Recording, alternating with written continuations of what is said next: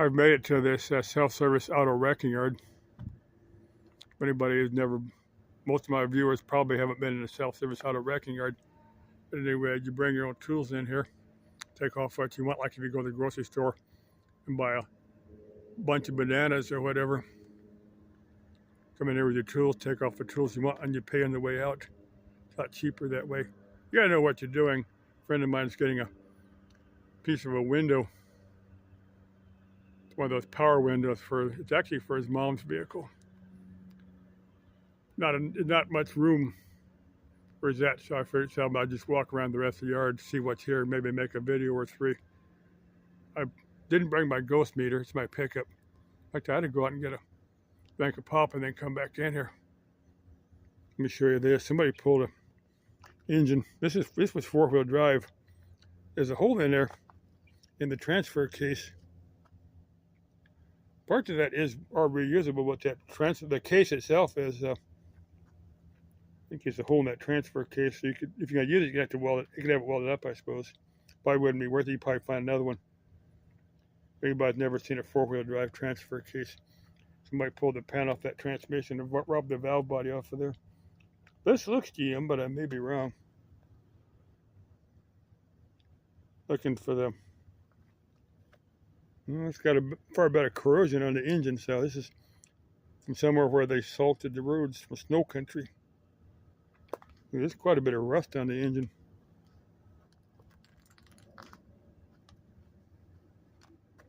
Not an Arizona car. That starter looks GM. Parts of the brake lines were cut to get that out. Anyway, let me give you more of the.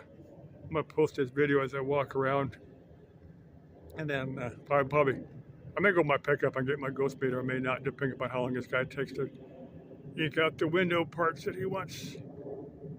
I never cared for vehicles with power windows because they're a pain in the ass. I mean, when they work fine. There's a Suburban or Tahoe or something. Need some paint. That's probably a 3/4 ton because it's got the six leg tires.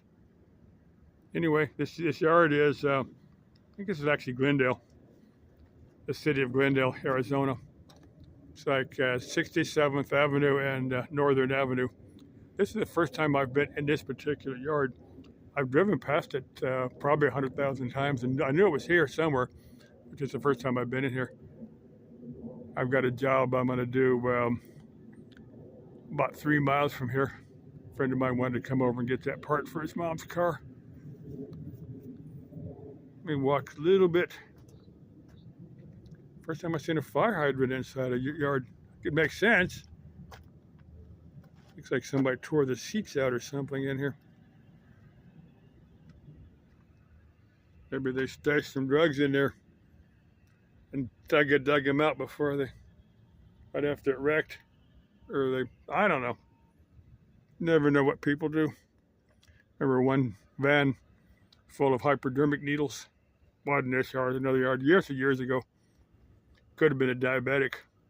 Anyway, I told the people that manage the yard, I said, there's a bunch of hypodermic needles. I'd pick them up and get them out of there for some drug addict. Get some, I don't know what they did. Bungee cords there.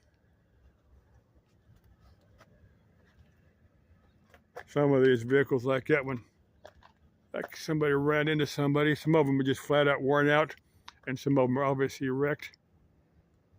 Figure if there's where the driver, the passenger compartment's at, if it's intact, you know, the individuals probably survived. You wreck like that, you know, probably everybody survived the wreck. Now, some of them look really smashed to hell.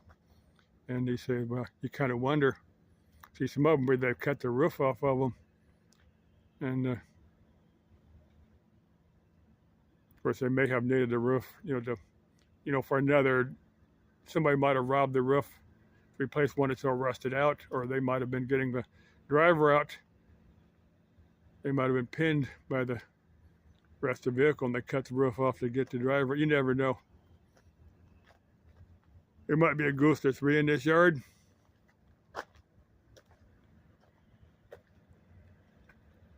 Somebody needs me to take them to a wrecking yard, hey, let me know. Yeah, that's a little V6. This, is it a V6 or V8? No, that's an 8.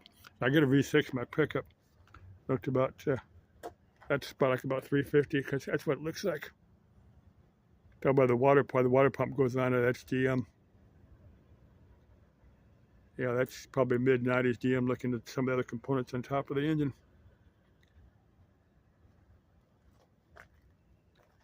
I'll go a few minutes, about another minute, and then in this video say goodbye. If it times out, my phone might time out, or the heat might shut off.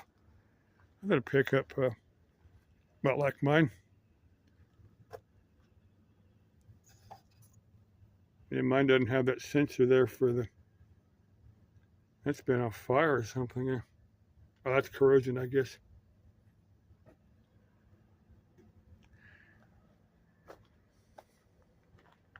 It's a lot bigger yard than what I thought it was. You know, I didn't think it was a very big yard.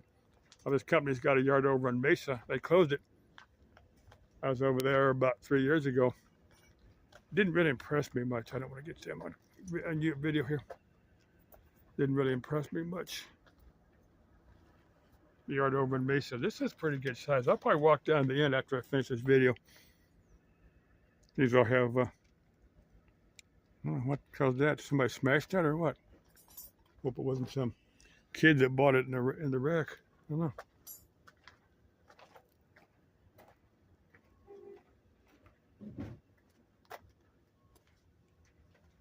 See what's going to happen. My friend's got to call me and say, hey, I got my part out. I won't get a chance to finish the video. That's part of the air conditioning unit from the dash.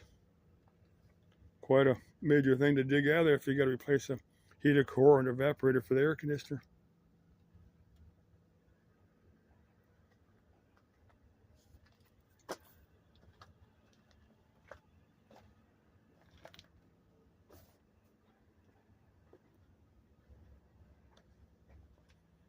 Looks about like my pickup, same color, except that's a crew cab.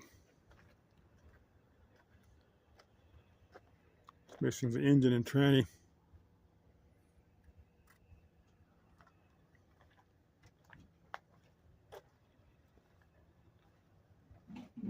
Probably walk a little bit more of the yard, and then that time my friend got his part out of the window.